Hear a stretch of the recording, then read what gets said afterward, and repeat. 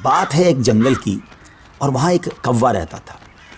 आप जानते हैं ना, कौवे का रंग बड़ा काला सिया होता है, मगर वो बड़ा खुश था, बहुत एंजॉय कर रहा था लाइफ को।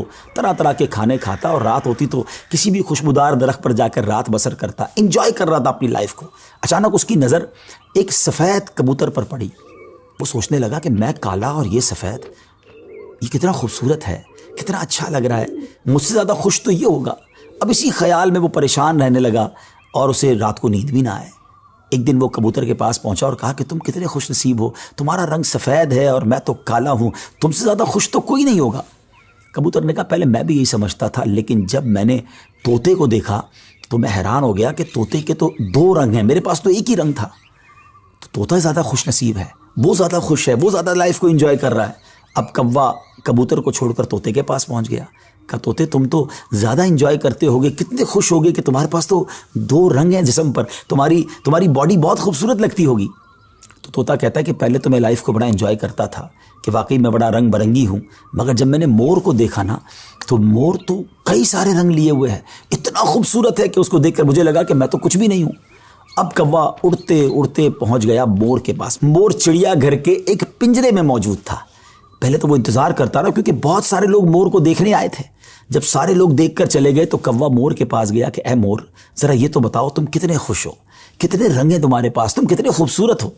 मोर कहता है पहले तो मैं यही समझता था कि हाँ मैं बहुत खूबसूरत हूँ, मगर फिर मैंने गौर किया कि इसी खूबसूरती की वजह से तो चिड़ियाघर में मैं कैद हो गया हूँ। रोज़ाना हज़ारों लोग मुझे देखने आते हैं मगर मैं आज़ाद नहीं हूँ। और फिर मैंने बड़ा गौर किया कि वो कौन सा परिंदा है जो चिड़ियाघर में कैद नहीं है।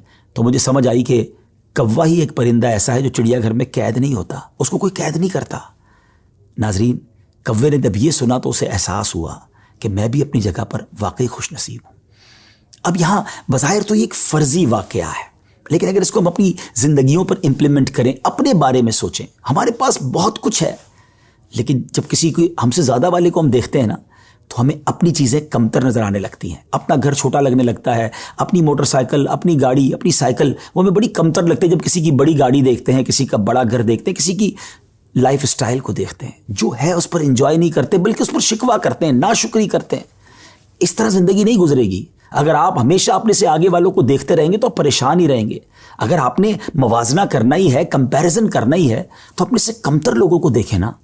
कई लोग बड़ी मुश्किल ज़िंदगी गुजार रहे हैं। अल्लाह ने मुझे और आपको बहुत खुशहाल रखा है। जी हाँ, अब भी हम लाखों करोड़ों से अच्छे हैं, लेकिन मसला ये कि हमें तो आगे वालों को देखकर डिमोरलाइज होना होता है। शुक्र अदा कीजिए और सुभान अल्लाह, मेरे रब का तो वादा भी है ना कुरान में, ल इन शकरतुम ल अज़ीदन्नकुम, तुम मेरा शुक्र अदा करो मैं तुम्हें और दूंगा। तो जब आप अल्लाह का शुक्र अदा कर रहे होते हैं ना कि या अल्लाह तूने मुझे करोड़ों से अच्छा बनाया, तो वो और अता फरमाता है, आप और आगे बढ़ते हैं। तो बहरहाल ये छोटी सी हिकायत है, अल्लाह करे इससे सबक लें, ना शुक्री छोड़ दें और